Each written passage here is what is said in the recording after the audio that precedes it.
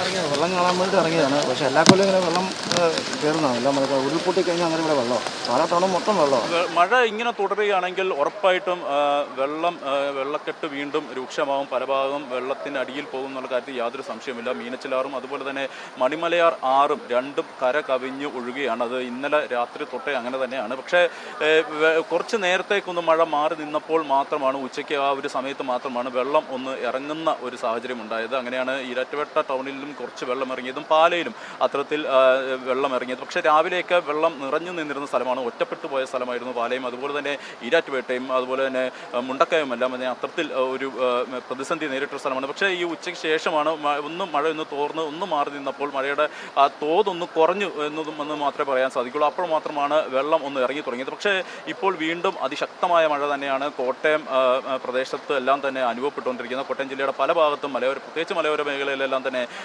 വലിയ തോതിൽ മഴ അനുഭവപ്പെടുന്നുണ്ട്. അതിൻ്റെ ഒരു പശ്ചാത്തലത്തിൽ തന്നെ വീണ്ടും ഈ വെള്ളക്കെട്ട് ഉയരുന്നതാണ്, വെള്ളം വീണ്ടും കയറി തുടങ്ങുന്നു എന്ന് തന്നെയാണ് മനസ്സിലാക്കാൻ സാധിക്കുന്നത്. അതിൻ്റെ ഉത്തമ ഉദാഹരണമാണ് എനിക്ക് പിന്നിൽ കാണുന്ന ഈ ദൃശ്യങ്ങളെല്ലാം തന്നെ. ആ വെള്ളം അത്രയും തന്നെ നിറഞ്ഞു നിൽക്കുകയാണ് ആ റോഡിലെല്ലാം തന്നെ.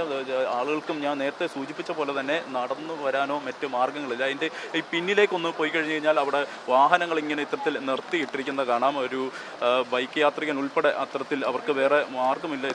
ഇത് ഈ വഴി അല്ലാതെ തന്നെ പോകാൻ. അതുകൊണ്ട് തന്നെയാണ് അത്തരത്തിൽ നിർത്തി ഇടുന്ന ഒരു സാഹചര്യത്തിലേക്കൊക്കെ പോയിരിക്കുന്നത്. ഏതായാലും KSRTC ബസ്സും അതിൻ്റെ പിന്നിൽ ഇത്തരത്തിൽ നിർത്തി ഇട്ടിരിക്കുന്നത് കാണാം. നമുക്ക് ഏതായാലും അദ്ദേഹത്തിനോട് ചോദിക്കാം, എങ്ങോട്ട് പോകാനായിരുന്നു ചേട്ടാ?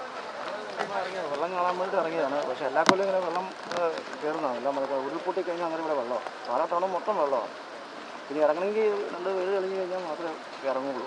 ചേട്ടാ വീട് എവിടെ ആയിട്ടാ? ഞാൻ ഇറക്കുന്നതാണ് എൻ്റെ വീട്.